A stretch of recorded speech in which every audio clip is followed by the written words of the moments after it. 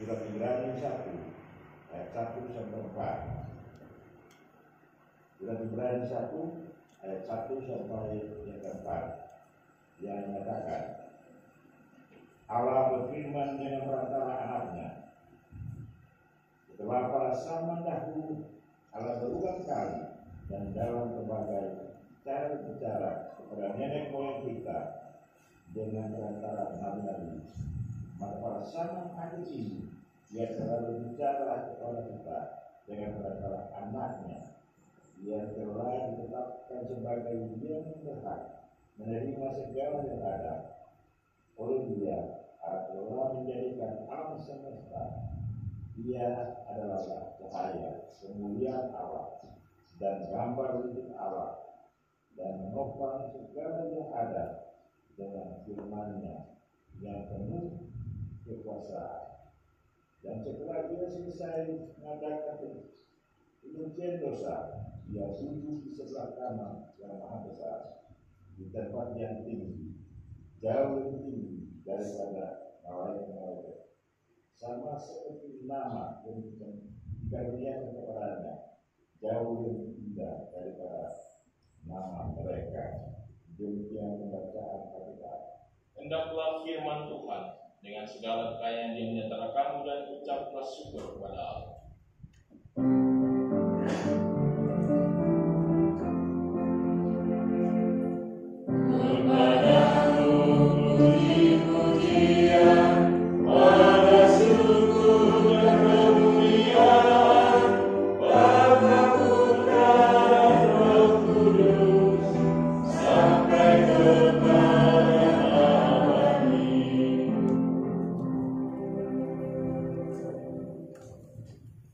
Bapak Ibu yang terkasih, anak-anak yang dikasihi Tuhan, saya selalu berharap bahwa kita semua tetap ada dalam keadaan yang sehat, sehingga bisa menjalani hari-hari kehidupan kita masing-masing.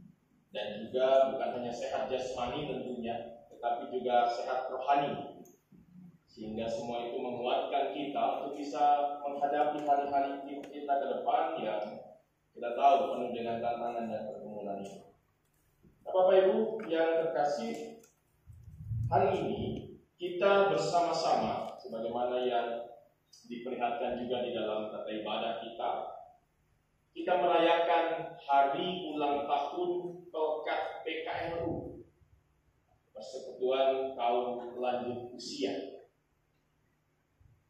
Meskipun kalau dilihat anggotanya ini kan lansia, gitu ya, orang-orang atau orang-orang tua kita yang lanjut usia, usianya 60 ke atas, tetapi ternyata pelkat ini adalah pelkat yang paling muda di antara pelkat-pelkat yang lain di GBI. Baru 10 tahun umurnya, masih muda, masih baru. Dan keberadaan pelkat ini adalah sebuah kesadaran dari gereja bahwa para orang tua juga harus diberikan ruang, harus diberikan tempat untuk mereka juga bisa yang pertama bersekutu, dan yang kedua juga bisa memberikan apa yang mereka masih bisa berikan kepada gereja, kepada anak-anak, kepada seluruh jemaat yang ada dalam persekutuan ini. Nah, kalau kemudian hari ini kita merayakan bersama-sama hari ulang tahun PKLU yang notabene adalah para opa-oma kita, kakek nenek kita, atau eyang kakung, eyang putri kita, ya. Saya ingin bertanya kepada Bapak Ibu Saudara dan anak-anak juga, apakah ya mungkin nggak perlu ditanyakan, tetapi coba kita pikirkan atau kita coba ingat-ingat, adakah pengalaman kita yang kita ingat betul bersama-sama dengan opa-oma atau dengan kakek nenek atau dengan eyang kakung, eyang putri kita? Mungkin Bapak Ibu punya pengalaman yang unik, punya pengalaman yang menarik. Masing-masing mungkin punya pengalaman bersama dengan kakek neneknya. Tapi yang seringkali dalam relasi kita sebagai cucu dengan kakek nenek kita adalah bahwa seringkali dalam perjumpaan kita dengan orang tua kita atau dengan kakek nenek kita itu, kita mendapatkan banyak cerita tentang masa lalu. Betul nggak Bapak Ibu? Ini kan saya lihat banyak opa oma begitu ya. Kira-kira kalau ketemu dengan cucunya apa yang diceritakan? Kebanyakan akan bercerita, oh di zaman dulu saya muda begitu ya. Zaman dulu opa muda atau kakek muda atau nenek muda, kami seperti ini. Kami melakukan ini. Kami berbuat ini, pekerjaan kami seperti ini. Kami melakukan banyak hal, termasuk juga mungkin bercerita tentang bagaimana kita ada di dalam persekutuan di gereja. Kita ceritakan kepada anak cucu kita. Dan itu yang sering kita dengar.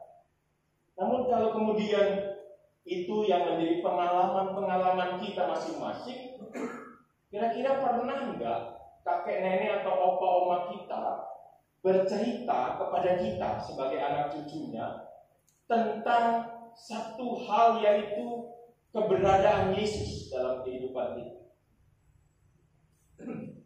Kira-kira kalau ditanya begitu, pernah enggak opa oma, kakek nenek kita cerita tentang Yesus buat kita?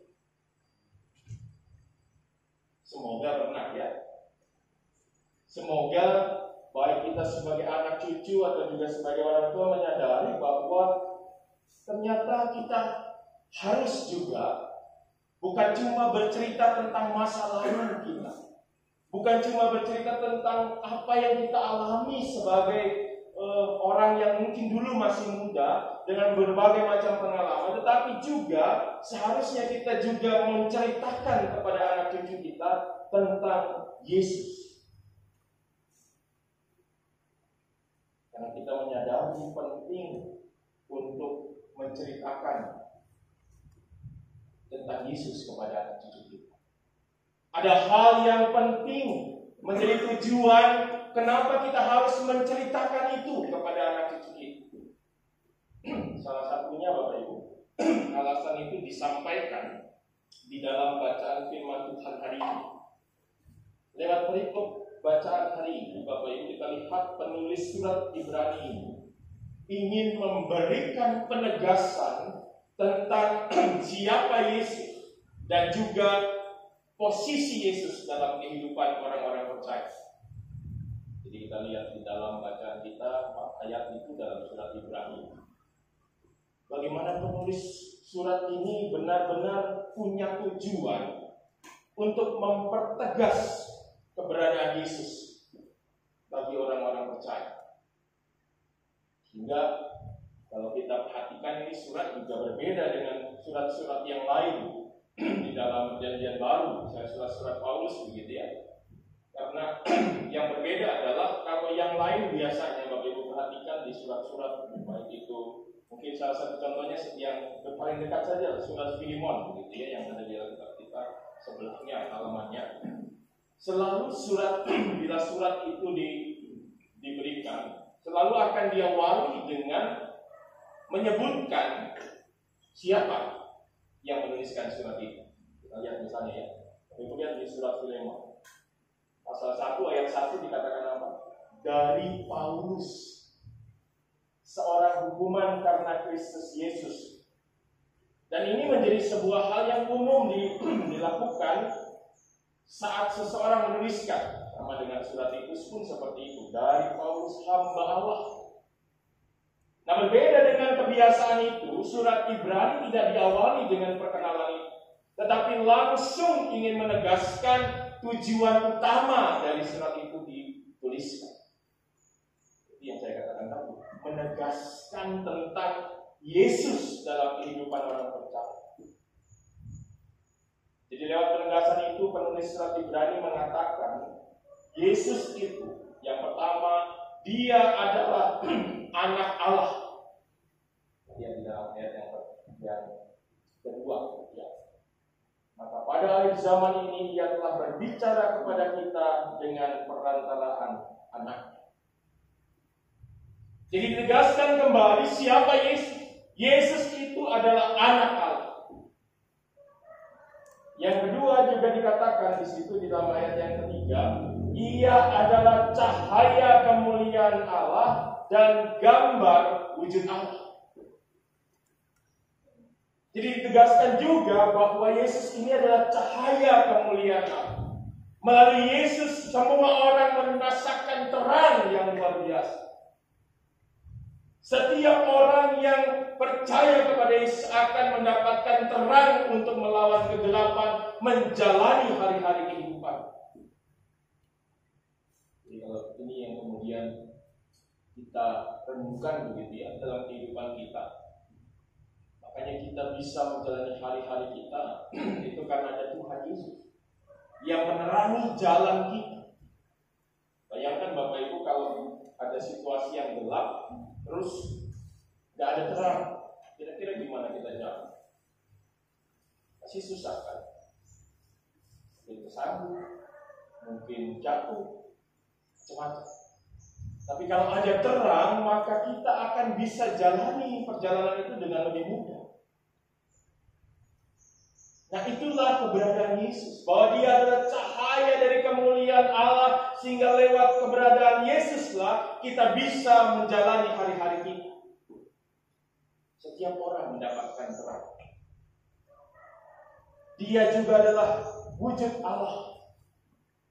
Karena kita juga mengenal Yesus juga sebagai Allah yang menjadi manusia. Dia adalah Allah yang turun ke dunia untuk hadir di tengah-tengah manusia demi menyatakan cinta kasih-Nya buat manusia. Jadi Bapak Ibu, cinta kasih Allah melalui Yesus itu bukan hanya saat Yesus di kayu salib, tapi kehadiran Yesus ke dunia itu juga sudah merupakan bagian dari cinta kasih Allah yang begitu besar bagi kita.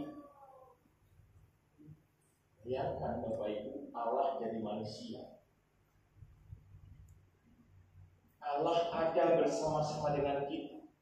Artinya Allah merendahkan dirinya untuk manusia. Sayangnya banyak manusia tidak mau merendahkan dirinya untuk manusia yang lain. Banyak manusia ingin menyombongkan diri, merasa bahwa dia yang paling hebat, merasa dia yang paling berjasa, paling pintar, paling tahu segala, sehingga akhirnya tidak bisa rendah. Dan kalau kita mengingat khotbah-khotbah yang lalu, kadang-kadang orang yang seperti itu sudah salah pun nggak mau ngaku. Seperti itu. Hari ini kita diingatkan bagaimana Yesus hadir sebagai anak Allah, Allah yang turun ke dalam dunia ini untuk kemudian menjadi cahaya bagi umat Tuhan dan juga menjadi gambaran wujud Allah di tengah-tengah manusia. Yang kedua, penulis Ibrani juga mengatakan bukan hanya tentang siapa Yesus, tetapi juga posisi Yesus. Posisi Yesus kita lihat bahwa yang pertama, dia adalah sosok yang menyucikan kita dari segala dosa. Di ayat yang ketiga dikatakan begitu. Artinya bahwa melalui Yesus juga kita mendapatkan keselamatan. Nah, posisi Yesus digambarkan oleh penulis surat Ibrani sebagai sosok yang jauh lebih tinggi daripada nabi-nabi, bahkan juga daripada malaikat. Ini disebutkan dalam bacaan kita ada nabi-nabi dan ada malaikat-malaikat sebagai pembanding Yesus. Nabi-nabi dikatakan dalam ayat yang pertama sebagai penyambung lidah Allah dari masa ke masa. Kita ingat Alkitab mencatat banyak sekali nabi-nabi yang diutus Allah juga menjadi bagian dari cara Allah menyampaikan kasih-Nya kepada manusia sehingga mereka hadir di tengah-tengah manusia. Nah, buat orang-orang Yahudi, Nabi itu punya peran bahkan sangat-sangat dihormati. Mereka mengingat bahwa Nabi sebagai sosok yang dipilih oleh Tuhan menyampaikan firman Tuhan kepada mereka. Mungkin kalau dipakai kasihnya.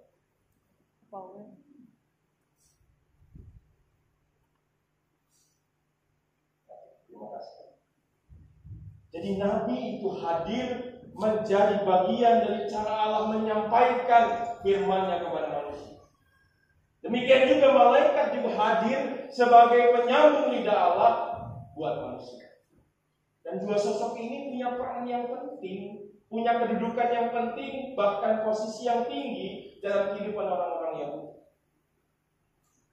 Sehingga dengan menegaskan posisi Yesus jauh lebih tinggi daripada mereka, penulis Ibrani yang menegaskan ini tentang siapa Yesus sebenarnya, tentang bagaimana posisi Yesus dalam kehidupan manusia seharusnya. Pertanyaannya, kenapa sih kemudian penulis surat Ibrani ini kembali menegaskan hal ini? Apa mereka nggak tahu? Apa orang-orang Yahudi yang menjadi orang yang menerima surat ini nggak tahu tentang siapa Yesus? Kan mereka sudah jadi Kristen, gitu ya. Apa mereka masih nggak tahu siapa Yesus? Posisi Yesus? Yang pertama jawabannya mungkin Bapak Ibu adalah itulah gambaran kita ya, gambaran manusia. Seringkali kita tahu tapi nggak mau tahu. Atau seringkali kita tahu tapi gampang juga lupa. Sama seperti kita selalu menyadari hidup kita ini diberkati Tuhan, hidup kita ditentukan Tuhan, tapi kadang-kadang di suatu waktu kita juga merasa lupa. Ini saya hidup sendiri kok, semua karena usaha saya, semua karena kepintaran saya bisa jalan, bukan karena Tuhan. Sebenarnya tadi saya katakan banyak orang maunya itu ya dianggap orang lain. Dan juga Bapak Ibu, hal yang kemudian mempengaruhi kenapa mereka seolah-olah lupa tentang siapa Yesus adalah karena mereka juga masih dipengaruhi oleh pengajaran-pengajaran mereka yang lama. Bapak Ibu, sebelum menjadi Kristen, orang-orang Yahudi itu menganut agama Yahudi, yaitu Yudaisme. Jadi Bapak Ibu, Yahudi itu bukan cuma bicara tentang sebuah bangsa, tetapi juga dia adalah agama.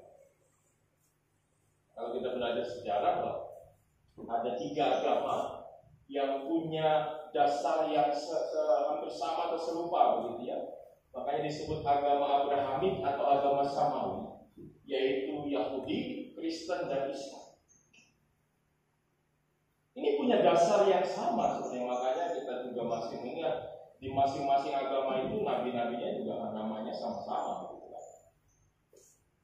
Ada Daud, di orang Kristen ada Daud, di teman kita, saudara kita Muslim juga ada Daud. Ada Yunus, ada Yusuf, dan lain-lain. Nah, artinya bahwa pengajaran itu atau juga agama yang mereka miliki sebelum mengenal Kristus itu kadang-kadang masih mempengaruhi mereka, baik secara langsung ataupun juga lewat orang-orang yang masih belum mengenal Kristus, belum percaya Kristus. Mereka kadang-kadang masih mempengaruhi yang lain. Udah, nggak usah ini. Kristus ini cuma nabi, dia Nabi Yusuf kok bisa dibilang Tuhan. Sehingga itulah yang kemudian seringkali mempengaruhi umat. Seringkali membuat mereka mulai ragu-ragu lagi. Ini benar nggak sih Yesus itu Tuhan? Kalau dia Tuhan kok dia lahir dari manusia? Buat orang-orang yang kenal Yesus dan Maria merasa ini kan tetangga saya ini. Saya tahu kecilnya bagaimana nakalnya. Dibilang Tuhan. Nah, seperti itu yang mempengaruhi iman atau kepercayaan orang-orang Kristen, khususnya mereka yang berasal dari bangsa Yahudi, tentang siapa Yesus. Sehingga dengan memberikan penegasan ini, penulis surat Ibrani berharap bahwa setiap orang kembali lagi tidak pernah ragu-ragu tentang siapa Kristus dalam kehidupan mereka. Tidak lagi meragukan siapa Yesus. Bapak Ibu Saudara, berkaca dari pengalaman yang dituliskan oleh penulis surat Ibrani, hal yang juga dialami orang-orang Yahudi Kristen waktu itu, kalau kita renungkan, kadang juga masih kita alami dalam kehidupan kita saat ini. Ada banyak sekali pengajaran-pengajaran atau banyak sekali pemahaman-pemahaman di sekitar gereja, di sekitar kita yang kadang-kadang juga bisa mempengaruhi kehidupan kita.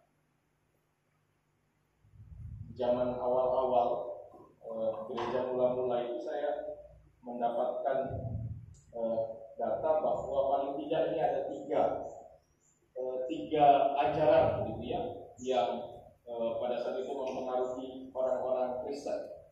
Yang pertama itu ajaran yang disebut Marcionisme. Ajaran ini adalah ajaran yang membedakan antara Allah Perjanjian Lama dengan Allah Perjanjian Baru. Jadi dibedakan.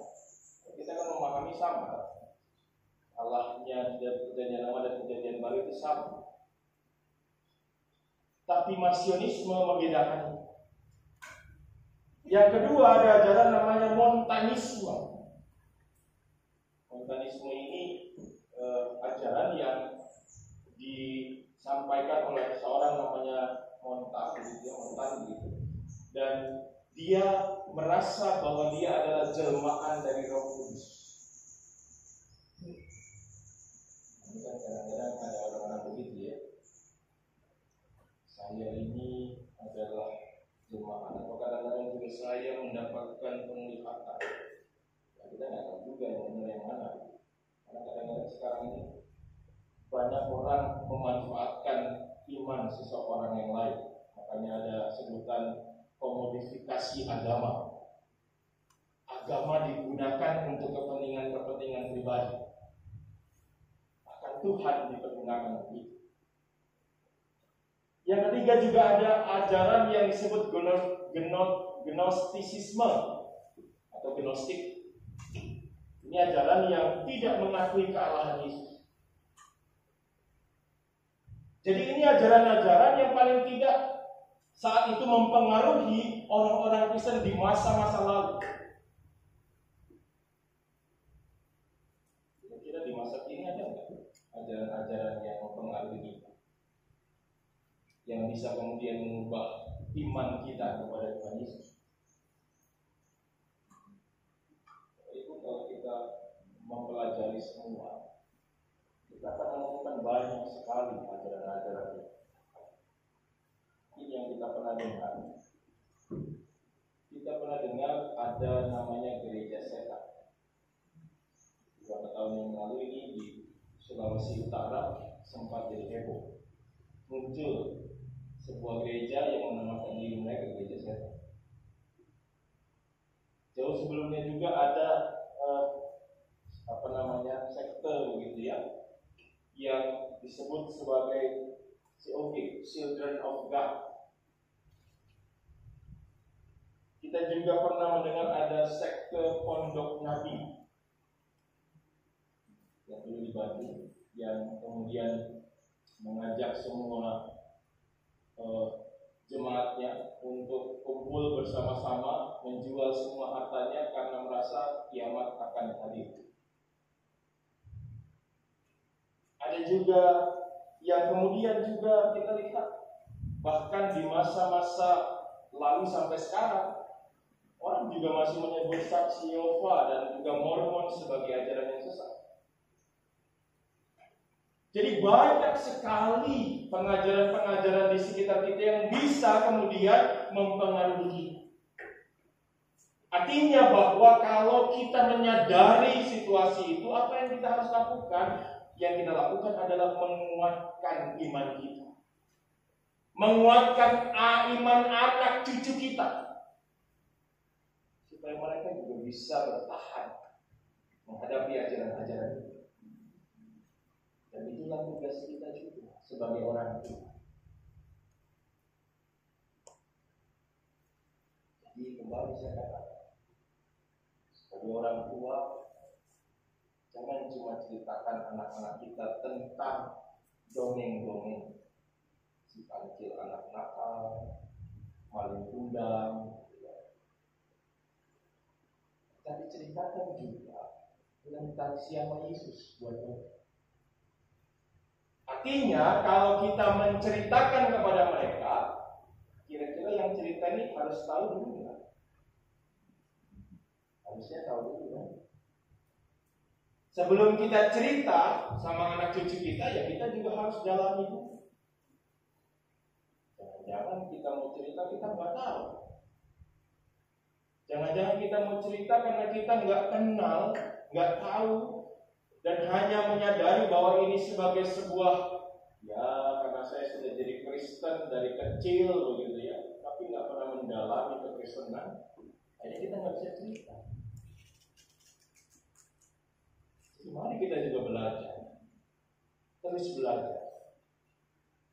Karena belajar itu kan nggak dibatasi oleh usia, oleh waktu begitu ya.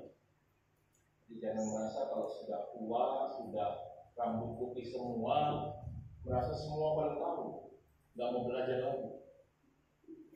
Itu hidup kita ini kan terus-menerus berubah, banyak hal-hal baru muncul. Contoh aja lah, sederhana. Bapak Ibu punya handphone, kalau ditanya sama Opa Oma misalnya, anggota PKLU di sini, sudah bisa mengoperasikan handphone sampai sejauh mana?